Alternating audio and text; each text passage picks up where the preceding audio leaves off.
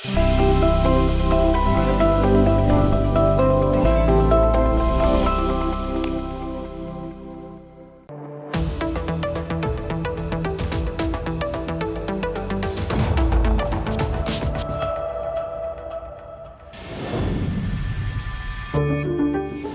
The point programme में एक बार फिर से आपका स्वागत है। आज का हमारा विषय है हाइपरलूम प्रौद्योगिकी। आइए सबसे पहले देखते हैं ये चर्चा में क्यों है। हाल ही में भारत ने एक अग्रणी 40 किलोमीटर हाइपरलूम परियोजना को मंजूरी दी है, जो भविष्य की परिवहन प्रौद्योगिकी को अपनाने की दिशा में एक महत्वपूर्ण कदम है।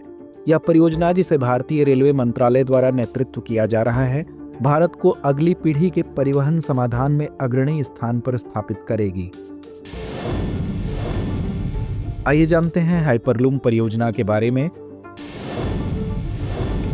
इस परियोजना का नेतृत्व चेन्नई स्थित इंटीग्रल कोच फैक्ट्री द्वारा किया जाएगा, जिसमें भारतीय प्रौद्योगिकी संस्थान मद्रास यानी IIT मद्रास का सहयोग मिलेगा। इस प्रणाली में मैग्लेव अर्थात चुंबकीय उत्तोलन प्रौद्योगिकी को शामिल किया जाएगा, जो उच्च गति यात्रा के लिए किफायती समाधान प्रदान करने का दावा करती है। IIT मद्रास एशिया की सबसे लंबी हाइपरलूम टेस्ट ट्यूब की मेजबानी करेगा, जिसकी लंबाई 410 मीटर होगी, जो इस प्रणाली के लिए आवश्यक प्रौद्योगिकियों और घटकों के परीक्षण के लिए एक महत्वपूर्ण मंच प्रदान करेगा। आइए अब जानते हैं हाइपरलूम प्रौद्योगिकी के बारे में।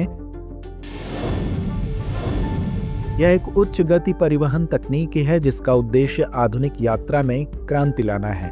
इसमें यात्री पॉडों को चुंबकीय उत्तोलन या मैग्लेव का उपयोग करते हुए हाइपरसोनिक गति से लगभग निर्वात ट्यूब के माध्यम से यात्रा कराई जाती है। यह प्रणाली वायु प्रतिरोध और घर्षण को समाप्त करती है, जिससे 1200 किलोमीटर प्रति घंटा तक की गति प्राप्त की जा सकती है। एलन मस्क ने हाइपरलूम को परिवहन का 5वां साधन बताया है। बता दें कि उच्च गति परिवहन का विचार सदियों पुराना है और इसकी शुरुआत 1799 में हुई थी, जब जॉर्ज मेडहर्स्ट ने न्यूमेटिक ट्यूब परिवहन का प्रस्ताव किया था। आइए जानते हैं हाइपरलूम प्रणाली के घटकों के बारे में।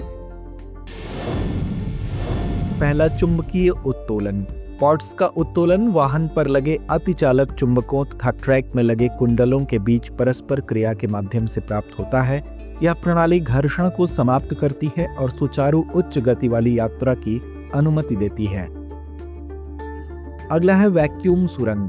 डिजाइन में कम दबाव वाले वातावरण के साथ एक वायुरोधी ट्यूब शामिल है, जो वायु प्रतिरोध को न्यूनतम करता है और सुपरसोनिक यात्रा को सक्षम बनाता है। ऊर्जा स्रोत। ऊर्जा की मांग को पूरा करने के लिए हाइपरलूम मार्ग पर सौर पैनल लगाए जाने का प्रस्ताव है, जो टिकाऊ और पर्यावरण अनुकूल संचालन को बढ़ावा देगा। आइए जानते हैं हाइपरलूम के पक्ष और विपक्ष के बारे में। हाइपरलूम के लाभ। हाइपरलूम से शहरों के बीच यात्रा का समय काफी कम हो जाएगा। हाइपरलूम विद्युत प्रणोदन का उपयोग करता है, जिसे सौर ऊर्जा जैसे नवीकरणीय स्रोतों से संचालित किया जा सकता है, जिससे यह परिवहन का पर्यावरण अनुकूल साधन बन जाता है। हाइपरलूम के साथ लोग अपने कार्यस्थलों से अधिक दूरी पर रह सकते हैं, जिससे शहरी भीड़भाड़ कम हो जाएगी और भीड़भाड़ वाली सार्वजनिक परिवहन प्रणालियों की आवश्यकता कम हो जाएगी। चूंकि हाइपरलूम प्रणाली एक बंद वातावरण में संचालित होती है, इसलिए यह पारंपरिक परिवहन प्रणालियों के विपरीत सभी मौसम की स्थिति में काम कर सकती है। आइए अब जानते हैं हाइपरलूम के नुकसान को। हाइपरलूम के लिए आवश्यक निर्माण और प्रौद्योगिकी महंगी है। प्रारंभिक स्थापना पर अरबों डॉलर की लागत आती है। सुरंगों को लंबी दूरी तक कम दबाव बनाए रखना होगा तथा इस प्रणाली को तकनीकी चुनौतियों का सामना करना होगा, जिसमें अत्याधुनिक सामग्रियों की आवश्यकता और बुनियादी ढांचे को बनाए रखना शामिल है। उच्च गति के कारण यात्रियों को असुविधा या चक्कर आ सकता है, जिससे सुरक्षा सुनिश्चित करने के लिए अधिक मानवीय परीक्षणों की आवश्यकता होगी। तो आइए अंत में नोट करते हैं आज का अभ्यास प्रश्न। हाइपरलूम टेक्नोलॉजी के संदर्भ में निम्नलिखित कथनों पर विचार कीजिए। पहला, इसमें चुंबकीय उत्तोलन का उपयोग करके सुपरसोनिक गति से लगभग वैक्यूम ट्यूब के माध्यम से यात्रा करने वाले यात्री पॉड शामिल होते हैं। दूसरा, इसे परिवहन का 5वां साधन बताया गया है। उपर्युक्त में से कौन सा या कौन से कथन सही है या हैं? विकल्प ए केवल 1, विकल्प बी केवल 2, विकल्प सी 1 और 2 दोनों या विकल्प डी ना तो 1 ना ही 2? तो इस प्रश्न का सही जवाब कमेंट बॉक्स में देना ना भूलें। धन्यवाद।